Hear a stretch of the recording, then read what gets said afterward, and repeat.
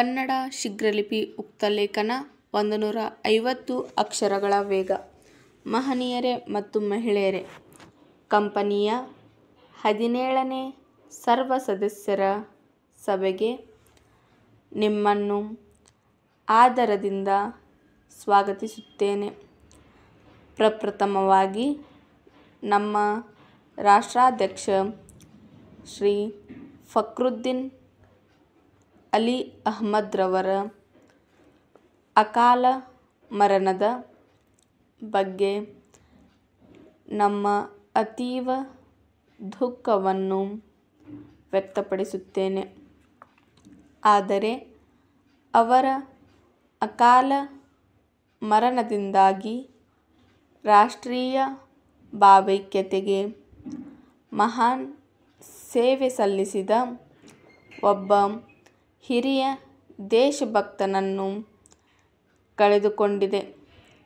ಕಳೆದ 9 ವರ್ಷಗಳಿಂದಲೂ ಸಹ ನಿರಂತರವಾಗಿ ಕಂಪನಿಗೆ ಸೇವೆ ಸಲ್ಲಿಸಿದ ಆಡಳಿತ ಮಂಡಳಿಯ ಸದಸ್ಯರಾದ ಶ್ರೀ ಶಂಕರ್ ರವರ ನಿಧನದ ಬಗ್ಗೆಯೂ ಸಹ ಸಂತಾಪವನ್ನು ವ್ಯಕ್ತಪಡಿಸುವುದು ನನ್ನ ಕರ್ತವ್ಯವಾಗಿದೆ.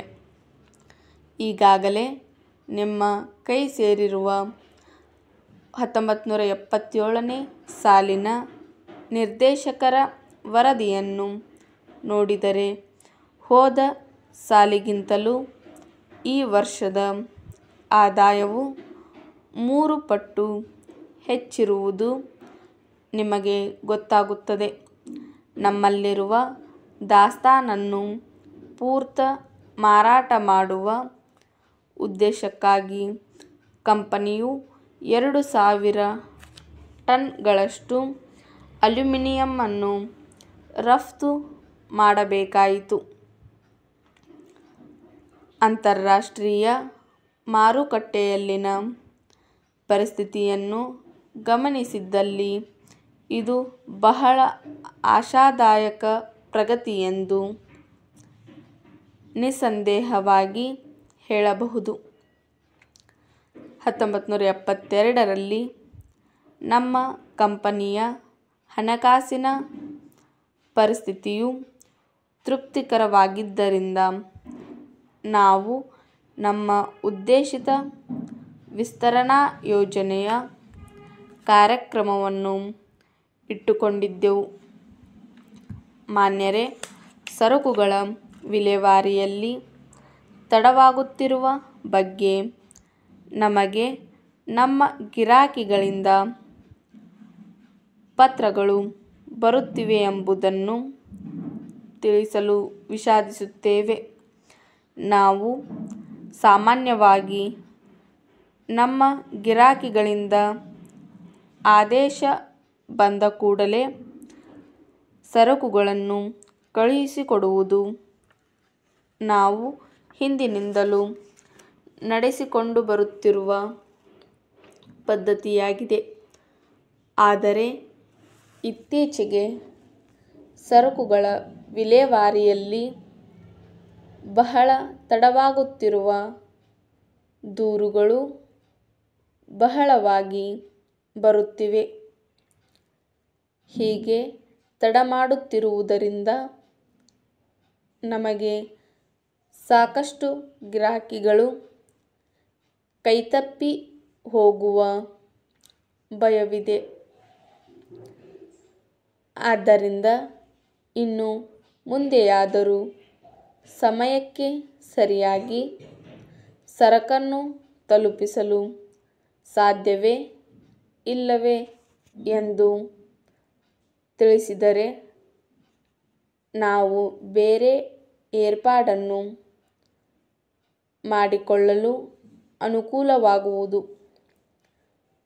ಈ ಪತ್ರವನ್ನು ಅತಿ ಜರೂರೆಂದು ಪರಿಗಣಿಸಿ ಸಾಧ್ಯವಾದಷ್ಟು ಬೇಗನೆ ನಿಮ್ಮ ಅಭಿಪ್ರಾಯ ತಿಳಿಸುವುದು. ವಂದನೆಗಳೊಂದಿಗೆ ತಮ್ಮ ವಿಶ್ವಾಸಿ ಮಾನ್ಯರೇ, ಮೈಸೂರಿನಲ್ಲಿರುವ ವಿವೇಕಾನಂದ ವಿದ್ಯಾಸಂಸ್ಥೆಯವರು ಮೈಸೂರು ನಗರದ ಬಳಿ ಇರುವ ನಾಗನಹಳ್ಳಿ ಗ್ರಾಮದಲ್ಲಿ ತಮ್ಮದೇ ಆದ 8 ಎಕರೆ ಜಮೀನನ್ನು ಹೊಂದಿರುತ್ತಾರೆ.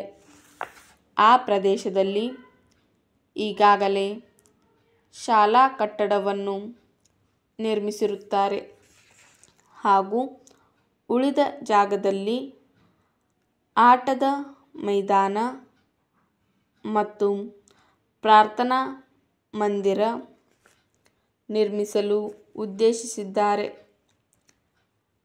ಮೇಲ್ಕಂಡ ಜಮೀನನ್ನು ಗ್ರಾಮ ಠಾಣದ ಸಂಬಂಧಪಟ್ಟ ಅಧಿಕಾರಿಗಳಿಂದ ಪರಿವರ್ತನೆ ಮಾಡಿಕೊಂಡಿದ್ದಾರೆ.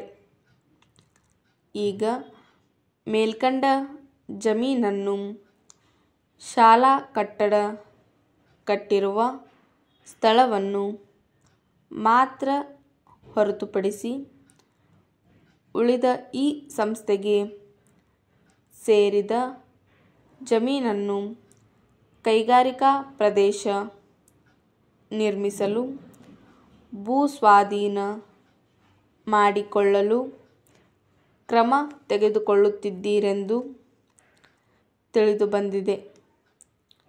ಈ ಬಗ್ಗೆ ಪರಿಶೀಲಿಸಿ ಸಂಬಂಧಪಟ್ಟ ಅಧಿಕಾರಿಗಳಿಗೆ ನಿರ್ದೇಶನವಿತ್ತು ಮೇಲ್ಕಂಡ ಜಮೀನನ್ನು ವಶಪಡಿಸಿಕೊಳ್ಳಬಾರದೆಂದು ತಿಳಿಸಲಾಗಿದೆ. ತಮ್ಮ ವಿಶ್ವಾಸಿ ಸ್ಟಾಪ್